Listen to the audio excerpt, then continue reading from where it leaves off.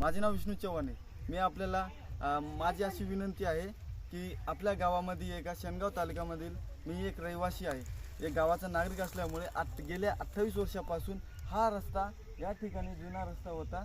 आता जर बघितले गेले तुम्ही या रस्त्याला आई मंदिर ते हा रस्ता लोकांनी बंद करण्यात आलाय। आता पुढे जर बघितले गेले तर हा बघा अतिक्रमण करून काही लोकांनी एका बाथरूम बांधलेला आहे। काही लोकांनी घरे बांधलेले आहेत।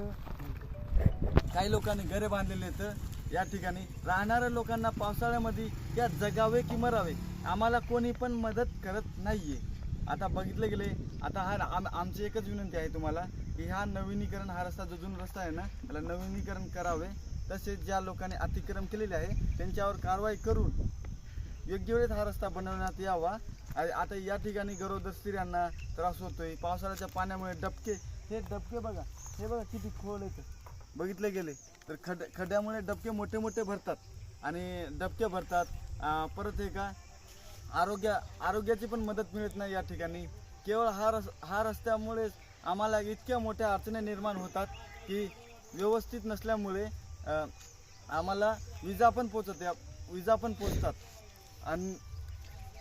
आणि मच्छर जीव जंतू वास येतो, कचरा प्लास्टिक इतर आता बघितलेलं सगळं साम्राज्यच भरलेलं आहे। बघा समोर, बघा समोर सगळं साम्राज्यच भरलेलं आहे। मागे जर बघितले गेले सगळं साम्राज्यच भरलेलं आहे मागे। आता या ठिकाणी जर बघितले गेले आम्हाला सोयीस्कर सुविधा कोणीही देत नाहीये।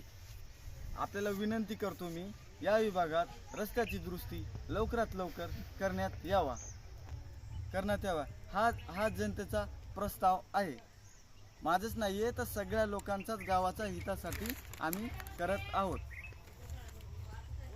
रस्त्याची दुरुस्ती करणे नवीनीकरण करणे हा ग्रामपंचायत काम असून आम्हाला अशी वेळ आलेली की आम्हाला ग्रामपंचायतला प्रत्येक वेळेस सांगून कटाळून गेलो। ग्रामपंचायत आम्हाला स्पष्टपणे म्हणतात की हे आमचा काम नाहीये, हे आमच्या हातामध्ये नाहीये। मग हा काम कोण करणार?